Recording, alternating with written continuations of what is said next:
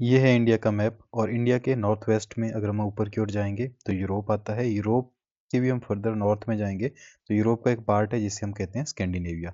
Scandinavia की एक बहुत इंपॉर्टेंट कंट्री है दैट इज नॉर्वे। नॉर्वे से अगर हम नॉर्वेजियन सी होते हुए फर्दर नॉर्थ को जाएंगे आर्कटिक ओशन की तरफ को तो हमारे पास एक आइलैंड आता है that is part of Norway only. इस आइलैंड को बोलते हैं हम स्वालबार्ड।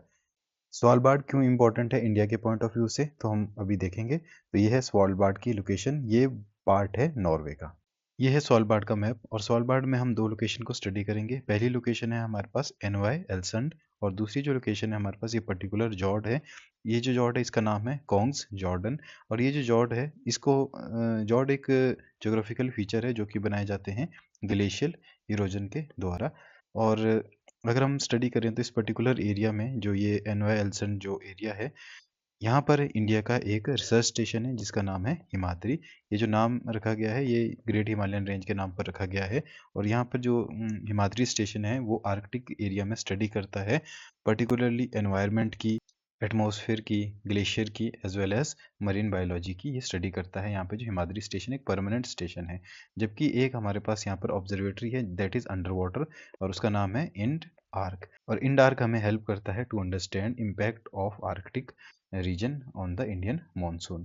तो इस तरह से ये दो लोकेशन है जो इंडिया के लिए बहुत इंपॉर्टेंट है और इसको हमें याद रखना है। अगर हम हमें नॉर्थ में है हिमाद्री एंड साउथ में है हमारे पास इंड आर्क। इंड आर्क एक ऑब्जर्वेटरी है दैट इज अंडर वाटर। अगर हम पर्टिकुलरली देखें तो हिमाद्री को लॉन्च किया गया था 2008 में और इस इंड आर्क को लॉन्च किया गया था 2014 में।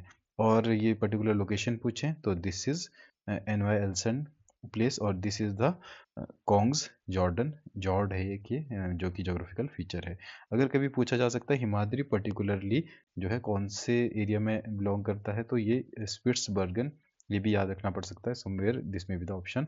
इसके अलावा अगर हम देखें दोनों ही जो हमारे पास ये मिशन है इसको जो लॉन्च किया गया है NCPOR के द्वारा जिसका फुल फॉर्म है national centre for polar as well as oceanic research. ये जो है Antarctica as well as Arctic में जो है रिसर्च को कंडक्ट करता है।